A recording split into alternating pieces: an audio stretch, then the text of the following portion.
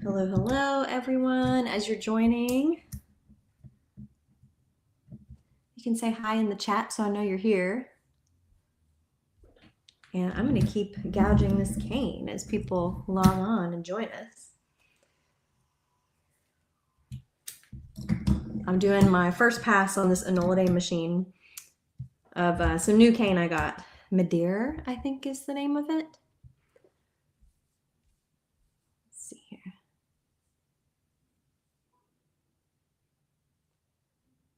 Okay, awesome.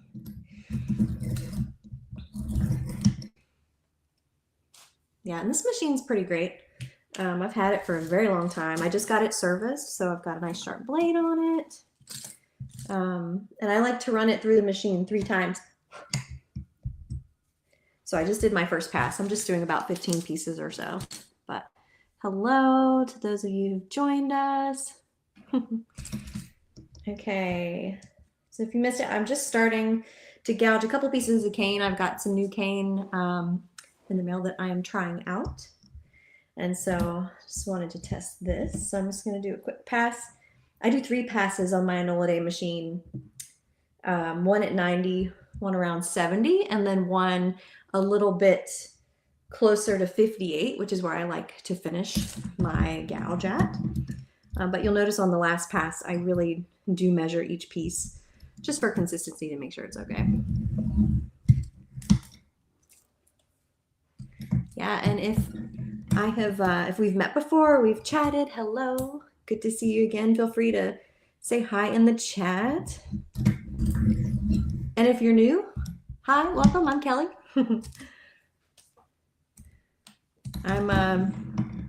Let's see, I've been doing this a long time. Yeah, I guess my main gig, if you don't know me, my main gig's in the Air Force Band, so I've been playing oboe there for a little over 16 years, which is crazy to think about. Time flies. But I also have a reed making membership that I like to do. We meet weekly and work on reeds together and troubleshoot and do all the fun oboe things. And various things, you know, selling reeds, teaching people oboe, how to make reeds, things like that.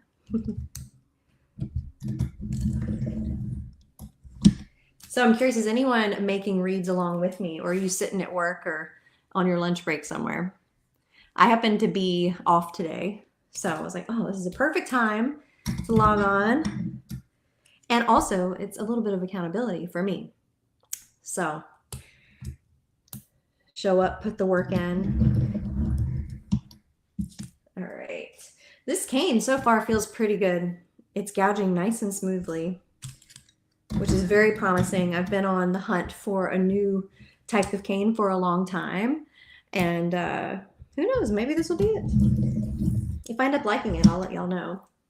But yeah, I'm just going to gouge these pieces. And then I tied a few blanks yesterday, so I'll at least start one of them on this live call with you all. So if you have any questions about anything I'm doing or about oboe or reeds or anything in general, feel free to put it in the chat, and I'm happy to answer. Oh, hey, Carol. Awesome. You're doing a day 1 too. I bet but you should be practicing. Yeah, I understand that. So sometimes the reed making tends to monopolize our time just because it takes so much of it. But we have to do it, right? So we have to do both. But that's awesome. I'll be joining you on that first day scrape in probably 10 minutes.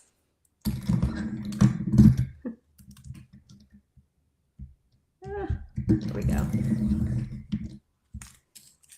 All right, 2 more pieces and I'll do my last pass.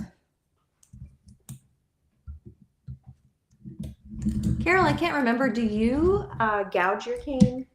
And if so, what gouging machine do you use? Let's see.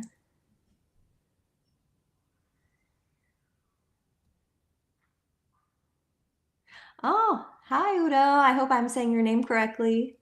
Welcome, welcome. Yeah, there are definitely differences between the European and American scrapes.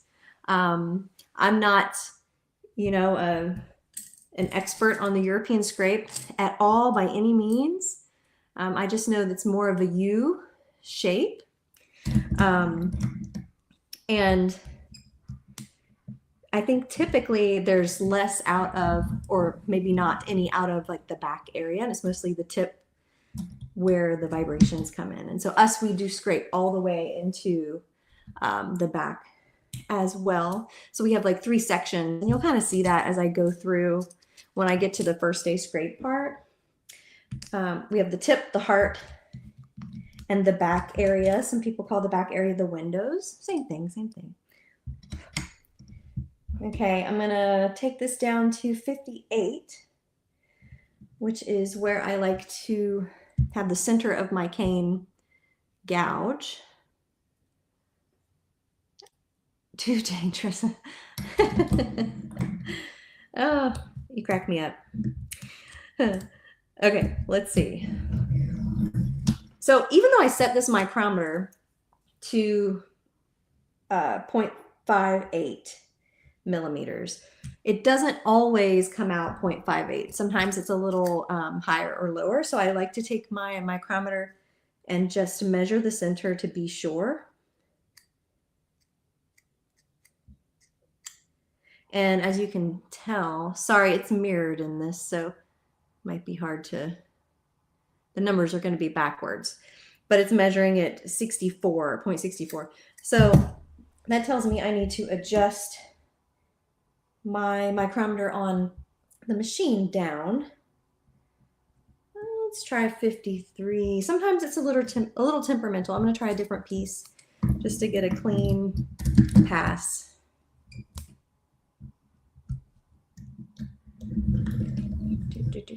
Okay. So Udo, have you started making reeds yet at all, or how long have you been playing? Oh, look at that. That's pretty good. I'm going to leave that setting there. It's like just the smidgenest? That's not a word, but just smidgen over 0.58, but I'll take it. It's pretty good. Anything really between 0.58 and 60 is, and 0.6 is good. But I tend to like the way 0.58 is better when I'm making reeds. Like I said, I measure each piece. Okay, this is like 0.58 and a half, but it looks pretty good. I don't know if you can tell. A little blurry there, but there we go. All right, 2 down, maybe 10 or 11 more. And then we'll do some knife sharpening, because I always start my reed making sessions with sharpening my knife. I will say this cane is looking pretty good. Oh, that's dead on 0.58.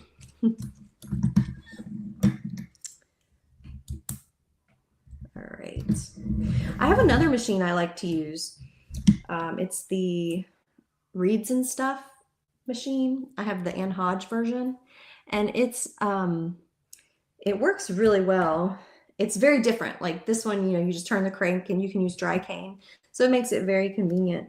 The other one, you have to soak your cane, and it's a little more manual because you have to gouge it out on the machine manually. And this one, you just turn the crank. But I like them both for various reasons. If I have more time, I'll use the other machine. But sometimes if I'm in a hurry, I just like to use the Enola because it's really fast. Okay. It looks like the machine kind of ate this piece of cane a little bit. Let's see if I can show you. But I think it'll be okay. As long as it measures okay. It's a little under, so I'm gonna throw this piece away. That's why it's good to measure each piece, because you never know what can be, you know, if it's gonna be too thick or too thin, even though it's set at the same dimensions, because some cane is harder or softer than others, even within the same batch of cane. Bought reeds so far. Okay, awesome, awesome. And oh, this is a new type. Medir. I'm not sure how you pronounce it. That's how I'm pronouncing it. It's Medir. And I got it from Advantage USA. So I'm just trying it out. But it looks pretty good. I mean, so far so good. Not that I've gouged many pieces yet, but I am very excited to try it out this weekend. Okay, this one's good.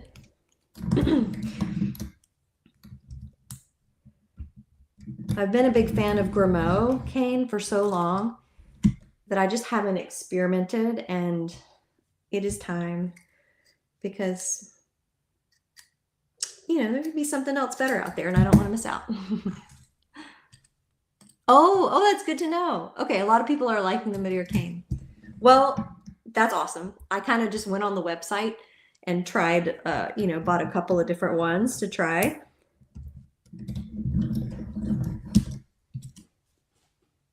But I mean, it looks really smooth how the gouge is. Like, it's not mealy. You know, sometimes cane can be really like mealy and mushy and wide grainy and like wide grains and stuff like that. And this one just seems very smooth. So I suspect when this is actually tied on, it'll scrape quite nicely. Okay, a couple more to go. Doing good. Okay. I must say, it's really nice having Friday off from work. I'm like, oh, I can make reeds in the middle of the day. This is awesome.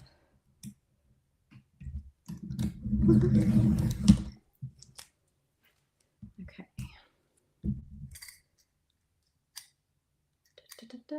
Good. Four more.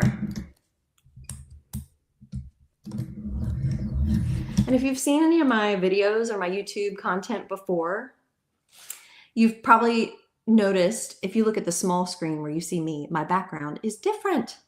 That's because I have recently moved, which is also why I haven't been posting a lot on YouTube recently. It's just been busy. Life's been busy.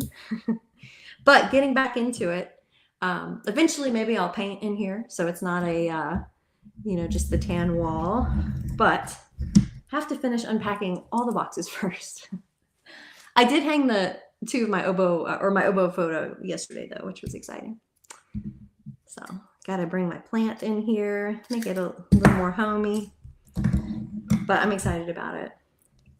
It's a little more space. Still not a huge room. You don't need a huge room, but it's nice because it's a dedicated space to doing this. Okay, last piece. All right. And let's measure it.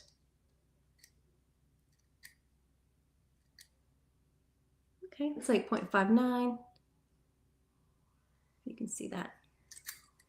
And I'm curious, there's a construction across the street, so I don't know if y'all can hear the drill every now and then. But I mean, I hear it because it's right out my window. But where are the ducks? Oh, the ducks are right over here. Let's see. They're kind of hiding behind my lamp. But yeah, these are my ducks, my yoga ducks. My yoga ducks. My friend gave me. Fun. Okay, I'm going to unclamp this. Usually take a little makeup brush or an air can and clean this part out. Actually, you guys can't see it very well, but let me turn it so you can see what I'm doing. I clamped it in very well. All right. Here we go. Yeah, so if you've never seen this type of machine, this is the Enola Day, in case you joined us a little later. And yeah, you can just see it has the micrometer. This adjusts the blade height. So I like to take an air can into all these little grooves or a makeup brush, but I don't have that with me right this second. So I'm just going to blow into it. And then we'll put it away. So you have to release the lock here, which holds the setting in place, and go all the way back down. And then you can take it apart. Okay, just going to set this in the case. All right. Da, da, da, da. Okay. And I've had this machine for, I don't know, probably 20 years, maybe a little longer. That I have my ducks in a row. Yeah, I know. I'm trying. I'm trying, Carol. I love that. I'm trying. There's this, so the painter or the artist who did these photos right here on her website, she has like this, like a vertical painting, watercolor painting of an oboe, and it is beautiful. So one of these days I'm going to get that and put it somewhere up in here, maybe beside it. I don't know. It's really, really pretty. She's got other stuff too, but okay, I'm going to just flip this real quick. All right. First things first, I'm going to sharpen my knife. So the cane is gouged. Let's back this up a little bit. Make some room.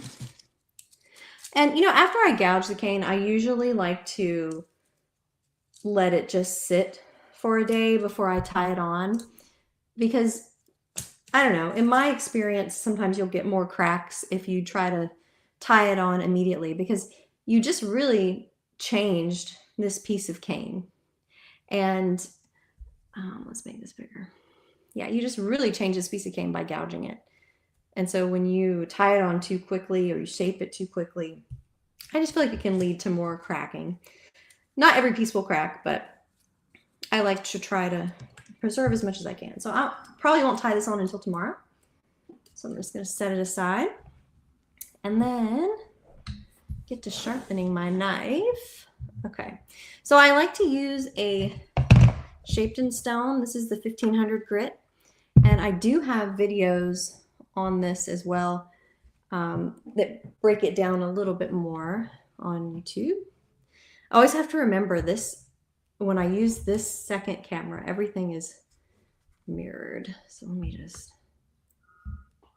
do something to make it look less crooked. Okay. Need some water, and you'll need a paper towel or something.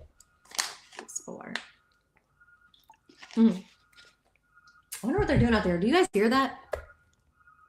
It's pretty loud. Hopefully maybe they'll go on a lunch break soon. I don't know. They're working hard though. Okay, so this knife, it feels decently sharp, but it's always best to sharpen it at each session, because the part you use the most, whether that's towards the front, like I like to use towards the top of my reed knife, if you use more in the middle or whatnot, there's always that one little spot that you use the most, and that's going to be a little bit dull, more dull. So sharpening it every time at the beginning of your session is a great idea. So I'll quickly go over that. But while we're sharpening, I'm going to go ahead and soak one of my blanks. And this is still on the Grimaud cane, so this is not the new cane, but I did tie this yesterday, so I'm going to put this in the water to soak. So it'll be nice and soaked by the time our knife is ready. Okay. Oh, yeah, let me drop this in the chat too. If you guys copy. If y'all are wondering or want a more breakdown of what I'm doing, you can download this guide that should be popping in the chat. There we go. And it basically, it's just a PDF of what I do and each step of this rough scrape process we're about to do. And that'll also put you on my email list, so you will hear from me every now and then about what's going on and be making tips and all the things. So, okay. So now we're going to sharpen. I'll just quickly go over this, and I can break it down a little more if anyone wants me to, but so I start at a 10-degree angle with the blade facing away from me. I'll just do forward and back motions. I'm not pressing down hard at all. I'm just trying to create even pressure on the stone. And if you're new to this, I recommend going much more slowly. Or if you have a hard time keeping it steady, go much more slowly. You can even put a dime on the back of your stone to like come back to. Okay, but I'm gonna go kind of quickly because I want to get to scraping this reed. And I haven't been counting, but I don't know, I do maybe like 20 or so, ending with the blade away from me. And then I'm going to do a nickel height, so a little higher. So the back of this knife is off of the stone. So we're just creating the different angles here. And I'm going to cover the full blade. So I'm going to go back and forth. You'll notice the blade is wider than the stone itself, and that's okay. Ending with the blade going away from me. I'm going to wipe off all those extra shavings. And then I'm going to start on the side opposite of me, tilt up a dime height, go forward and back. And you're essentially doing the same thing on the other side of the knife.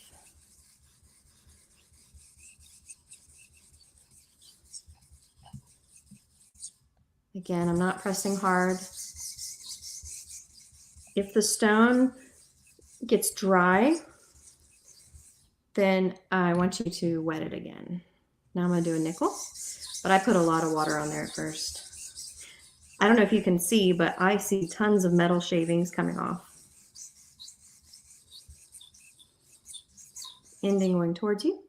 And then the last pass, I'm going to get the metal off my knife. Okay, the last pass, I'm going to go up and away to the right. I know it looks like I'm going to the left because this is funny. I'm going to the left. My hand on camera is going to the right. It's just mirrored for whatever reason. So tilt up if you're right-handed and go to the right. I know it looks like I'm going to the left, but you're going to go to the right. So it looks like I'm sharpening a left-handed knife right now. So if you're left-handed, this is probably going to be very helpful. I'll have to figure out how to reverse the image so it appears right-handed, but alas, technology. Okay.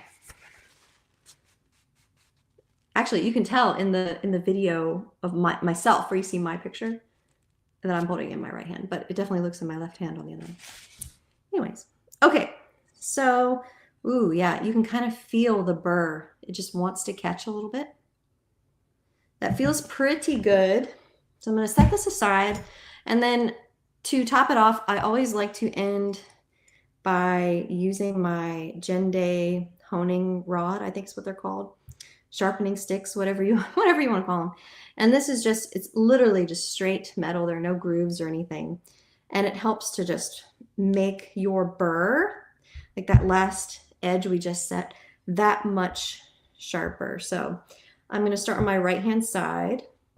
You know what? I'm going to show you from this view. Maybe. Yeah. So this is my right hand. And I'm just going to pull it towards me. I'm going to hold it straight up and down. Then I go to the left side, straight up and down. Pull it towards me. And then I set my angle, maybe about 10 degrees or so. And I start at the back of the knife, and then I'm going to run it towards me, holding that angle. That was a little more than 10 degrees, but it's okay. And when you feel the burr, it's a little bit, oh, this one feels pretty sharp. Pretty sharp. Okay, so you have to be careful. All right. Now we're ready to go. And our reed, our blank here is probably soaked enough. And we'll get to scraping. And kind of how I like to, I'm just going to talk through it because that's just what I do. I like to just talk through making this reed. So if any questions come up or you're like, what are you doing? Or why did you do that? Yeah, let me know in the chat. Happy to answer. Okay, my goal is to get this blank crowing as quickly as possible while being careful. I'm not making a speed read right now, but I'm trying to get the vibrations in early enough so that I don't have to keep scraping this reed and feel like I'm never going to get it to vibrate. So I've already kind of pre-scraped the tip of this reed. You can tell this cane's very yellow, so it's hard to tell. But I've already pre-scraped it a little bit.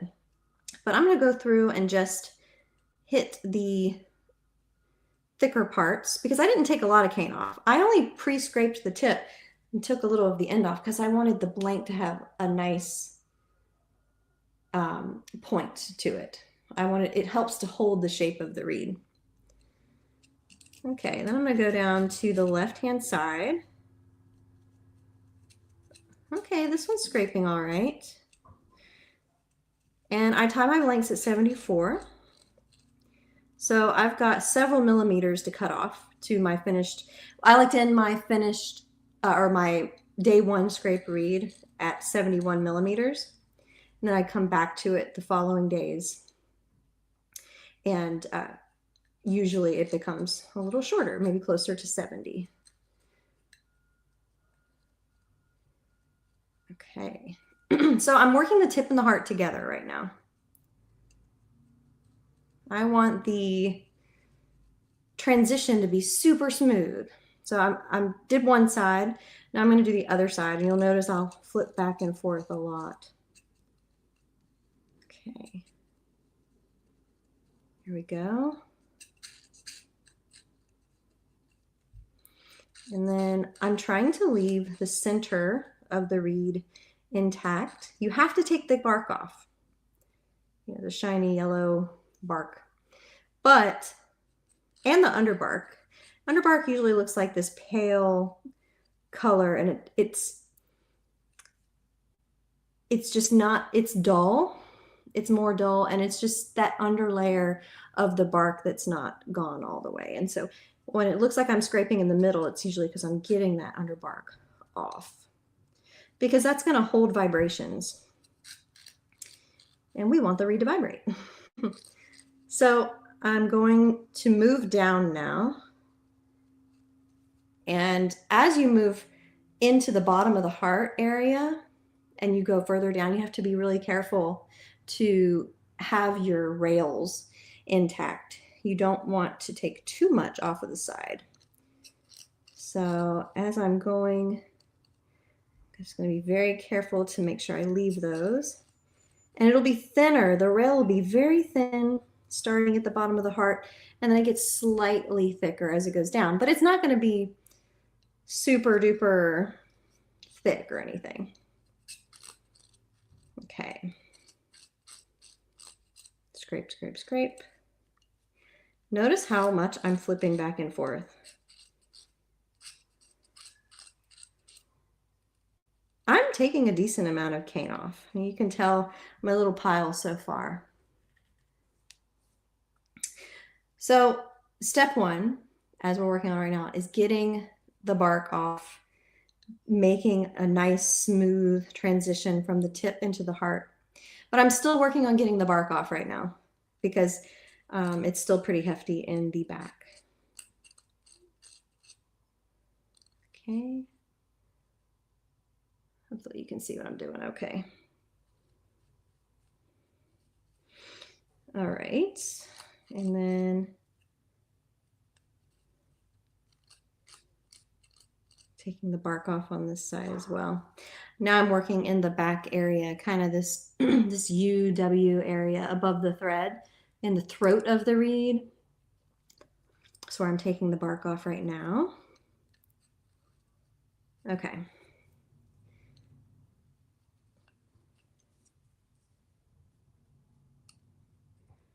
All right, the spine has a little underarc on it, so we're going to remove that. And I'm actually going to take a little bit, well, I'm going to go ahead and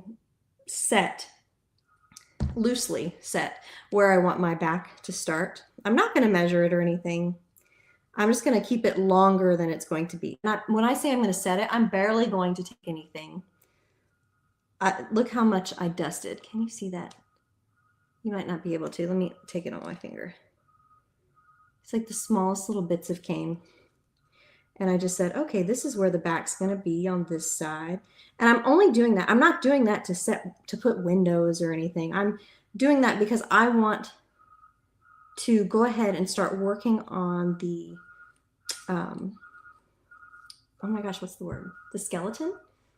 The structure of how I want it to look.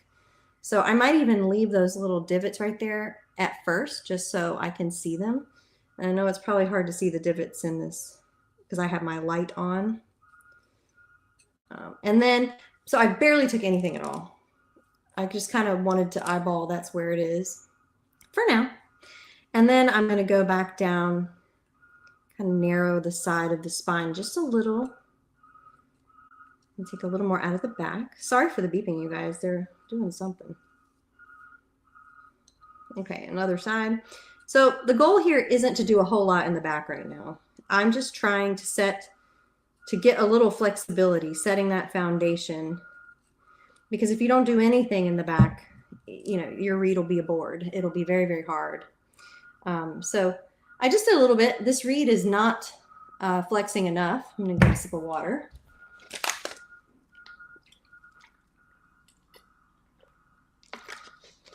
Okay, so now, whoa, that's a very big truck. Okay, that's why it's making a lot of beeping noises. So now I'm going to go back to the top, and I'm really going to focus on the tip and the heart and blending them together in this reed, because the vibrations come through the tip and then they flow into the heart. So if we go ahead and like create lines and, you know, divots and things like that, it's just going to create resistance that we don't want yet. In the beginning, you want the reed, you want to encourage the reed to vibrate. So I'm actually going, the tip, you know, looks decent right now. So I'm going to go into the heart, sides of the heart, and just remove another layer of cane because the heart's just too thick. If I were to clip this open right now, it would not make a sound. And my goal is when I clip it open for it to make a sound. Sometimes I used to say, and sometimes I still do, make it a party favor. It doesn't have to be a full party favor, but if your reed makes a sound and it crows, when you clip it open and you don't have to work very hard, it's very encouraging for you to continue working on it. And if you clip it open, it doesn't make a sound at all. It's like, oh. So I just try. I know I have to take cane out of the tip. I'm sorry. I know I have to take cane out of the heart. And I know there has to be a smooth transition from the tip into the heart. So I just go ahead and do it before I clip it open. Also, the benefit to doing that, not only will your reed make noise when you clip it open, is because, oh my gosh, guys, sometimes my brain just stops mid-thought. So it'll come back to me. You just gotta you gotta laugh it off. It's like, okay. Whoops. Yeah, I don't remember what I was gonna say, but oh, there we go. Yeah. Okay. And while you're doing this, test the flexibility. So I'm testing the flexibility of this one. You want it to be some give in the tip and the heart, just a little bit of give. And then it becomes a little less giving as you go down, but it still has to have some give. Oh, sorry, Carol, just saw your message. Are you wanting it to flex just in the heart and the tip, but not the back? Oh, okay, yeah. So you want it to flex in the back as well. It won't flex as much as the heart, because if it flexes as much as the heart, then the reed will probably collapse and structurally will be a weaker reed. But you definitely want it to flex. And when I mean flex, like if you take this part of your finger in between your thumb, your pointer finger, and you have your thumb on the other side and you just press on it, like notice how it doesn't take much effort to make it move. And then, but that's when like your hand is relaxed, in a relaxed state. Has a little bit of give, but it doesn't go boop, all the way down. You know, it has some bounce back. So we're looking for that bounce back in the heart, and then a little bit in the back as well. The heart will just have more because it's closer together. Like, because the blades, you know, as it comes down, it's more open back here, and it's closer together up here. So yeah, that's why you'll have more flexibility up here. Okay, so at this point, before I clip it open, I'm just going to, again, look for thick places. Now, when I've worked in the tip so far, thus far, I have not defined anything. I've just thinned it out on the sides primarily and at the very, very tippy tip. I'm going to end up having to clip a lot off of this reed because it's at 74. So I'm just going to work here.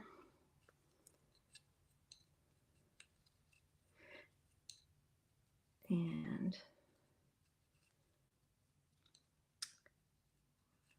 a good reed always has a nice blend between the tip and the heart. It's got that nice transition that slowly gets more like the slope. You can see the cane fibers increasing in towards like the center back of the tip and into the heart. And when we lose some of that, that's where we run into issues. So I just try to create that from the beginning.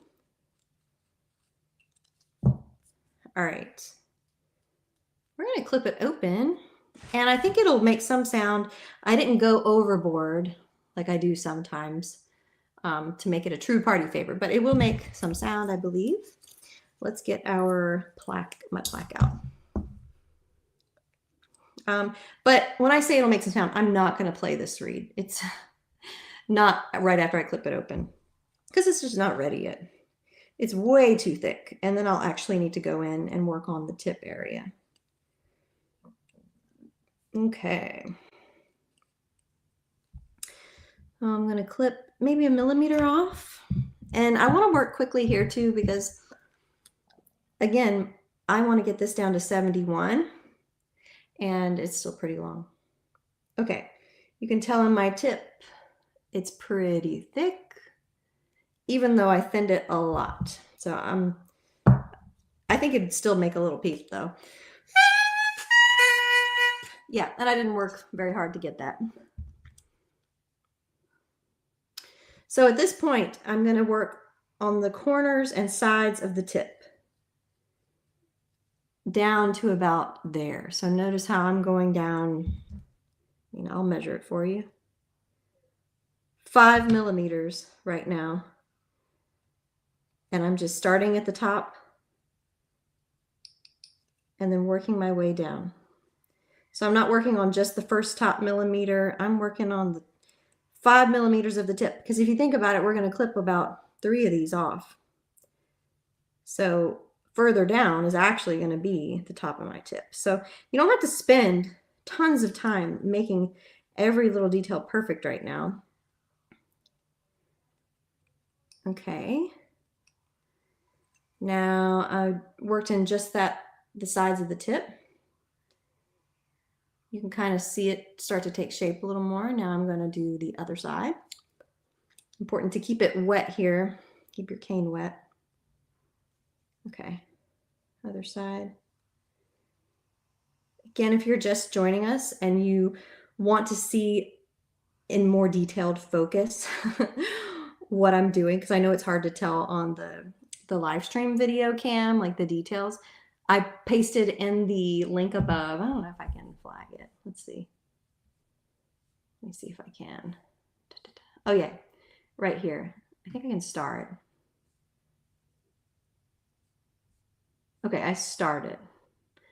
There we go. Yeah, that'll take you to a PDF I made that has pictures of all these things. and also descriptions of what to do. And yeah, you just put in your email and I'll email it to you. It'll automatically get there, so you'll get it while I'm still sitting in this chair. Okay, so I'm doing the same thing, left and right side of the tip. Okay. Just creating that slope. I'm trying to leave the center, except for the very top of the tip. You want that to be thin. But the center in the middle of the tip, you want to keep that thicker. But again, it's still in that nice slope. And if you do what I just did and you take a little piece out of the tip, it's okay.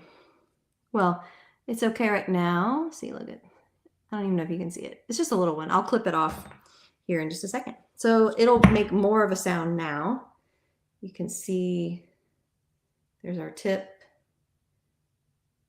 And then when yeah, there we go. You're looking for nice closure. Okay. I am going to go ahead and clip it. I don't like to keep it too long for very often. I'm sorry. I don't like to keep it long for very long because then you're training the reed to function like a long reed would, and they tend to be closed. And so I like to just get it as close to 71 as quickly as possible. Right now we're at 72. So since we just clipped off that 1.5 millimeters, I'm going to go ahead and just do the same thing, except now, since we're getting closer to finished length, I need to start moving into the sides of the heart just a little bit more to create the slope, just because I don't want to work in the heart later. Okay, some tip, just creating slope here. Okay. You can look at the reed this way as well. You can tell on this side I really need to take more cane further down. Okay. So we're going to do that. There we go. Okay, so that's one side, and then we'll do the other side. Ooh, when I turn, this is interesting. On this side, my inclination is not to start right at the top and work my way down because it's really thick on this corner of the heart. So I'm just going to go ahead and start there. Okay.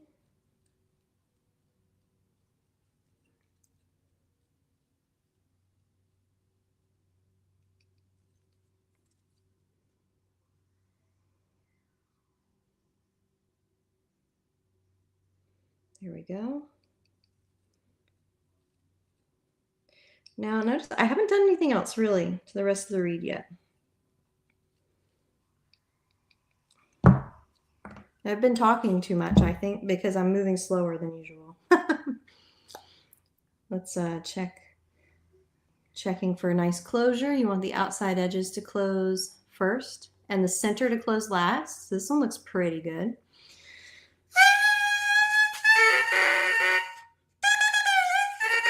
Wow, I'm actually surprised. I wasn't expecting it to crow that much, but that's a great thing. We like vibrations. Okay, this heart, I know it sounds crazy, but it's really thick on this side, so I'm just going to take a little bit off. And I know that because the color of the cane, this cane is like really yellow cane, and it was super yellow right there. So, okay, I'm going to go ahead and clip it a little bit more. Not a whole millimeter yet, just a little bit. Just a little bit. Maybe 0.5 millimeter.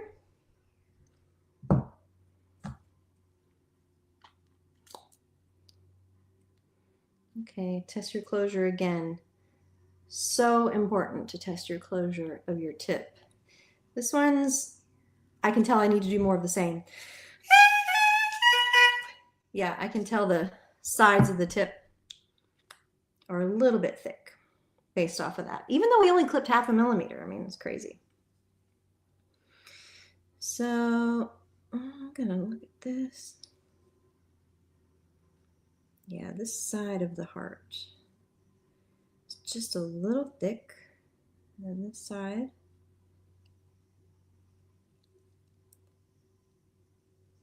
Whoop. Caught my fingernail. All right. And then I'll go to the other side. Let's see.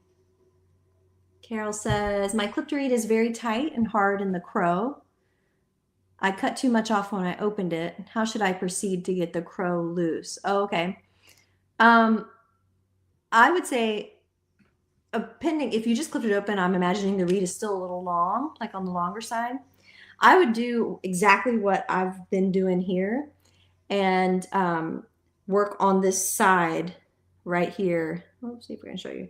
Side of the heart area, because that's usually where the tip transitions into the heart. That whole little side is where I would scrape, because that's going to hold the most vibrations. And then I would look in your heart and see, are there any really thick places in the heart right now? Because in mine, like, I have not defined my tip line or anything yet.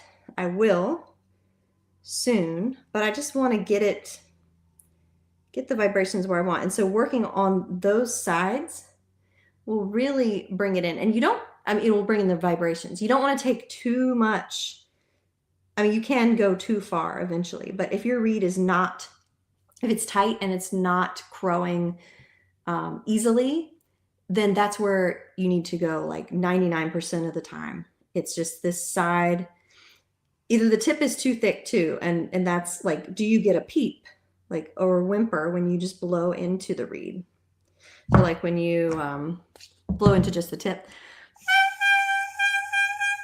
71. Okay. Yeah. So I would still do the same thing at 71. You probably have a more defined tip at that point. But do you get a whimper in your crow? I'm sorry, not in your crow, just when you like blow a candle out, that much airspeed into the tip. So not a full crow. If that is easy and it comes out easily, then I would work on the sides of your heart, like I was saying. But if you do the whimper test and nothing comes out, then I would start barely a peep. Okay, then I would start at the top of the tip and work on the sides of the top of the tip first, just because the tip in general needs to be thinner to get the initial vibrations to come in. Okay. Great question.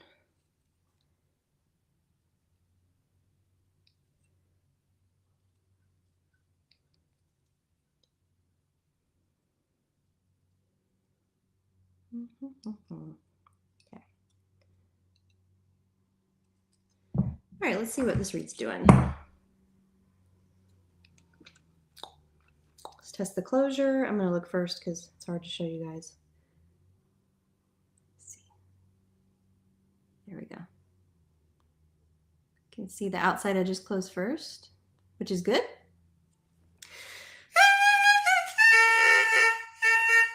Not easy to whimper. Yeah, I would work in that tip and see if that helps. I would definitely start there before you go anywhere else. Like working in the back of the reed is not going to make the reed whimper. So I would definitely work towards the top.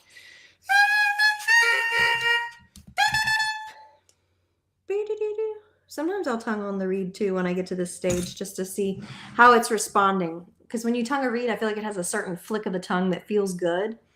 Okay, this reed's still a little bit long, and so I'm going to clip it just a little bit.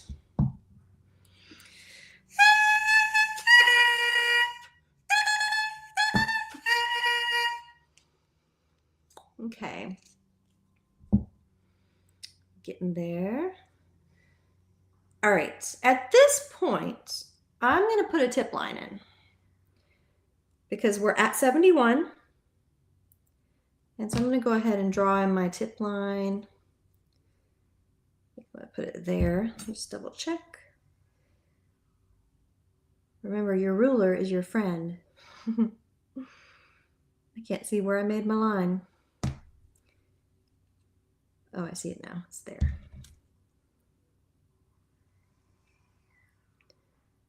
So I'm going to put this in around 66. I always started a little higher because you can always take it back. You can always remove cane, but you can't add it back on. And when I'm drawing this line, you'll notice I'm not really removing much cane at all. I've already removed like all the cane pretty much that I'm going to take out of the tip, except maybe a little finishing work. I'm just scoring a line, barely, like it's barely any pressure at all. And then I'm going up, kind of into the sky, letting my knife catch a little bit.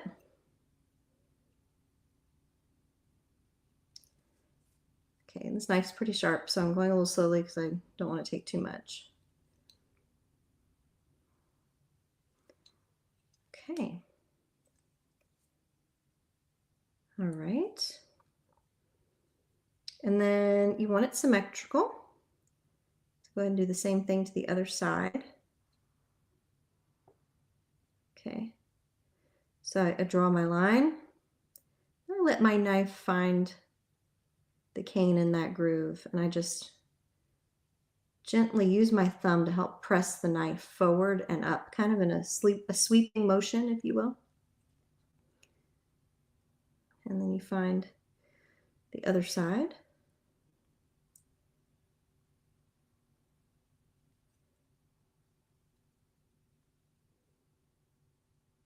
Okay.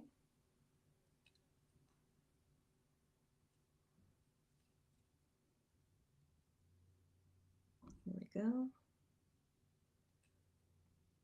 And sometimes I like to look at it upside down in this angle, so you can really see the angle of the slope and the cane and things like that. Let's give it a crow.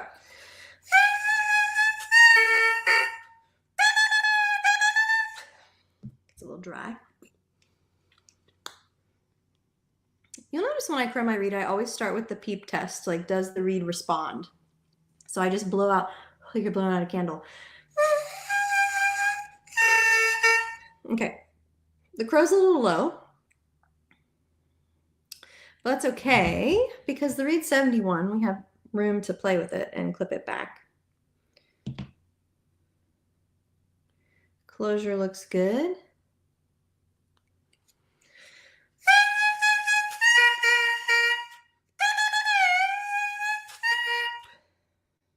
Yeah.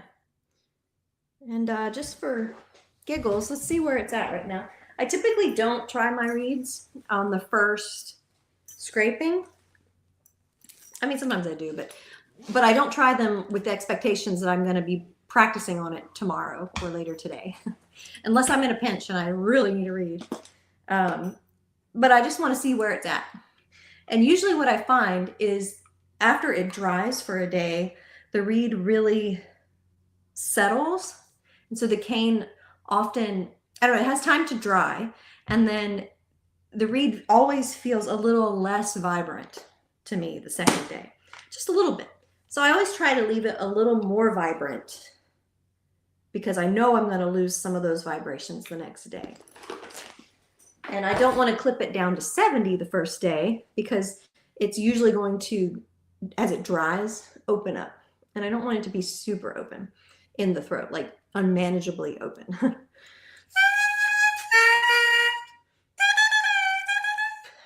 Okay, definitely not finished yet, but has a good flick of the tongue when I tongue it.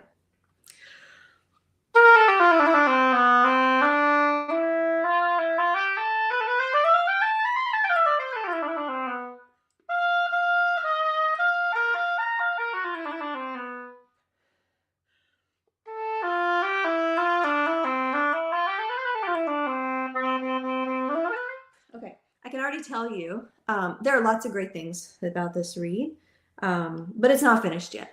Tomorrow, it's probably going to start with a clip and then reworking the tip.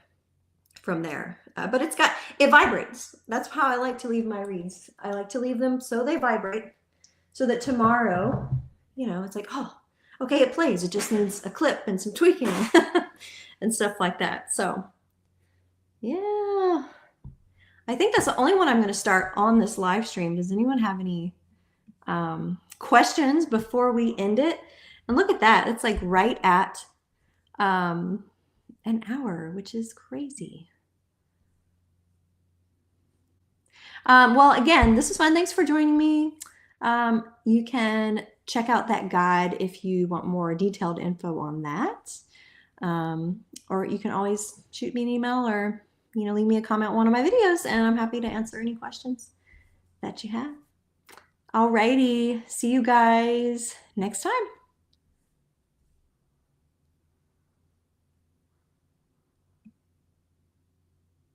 Okay, awesome. Yeah, definitely do. Even with the reeds, like when you get reeds that you try to play on that someone else made, do the crow test and everything. Do the peep and then the crow. It's always a great thing to do. Okay. Awesome. Bye, everybody.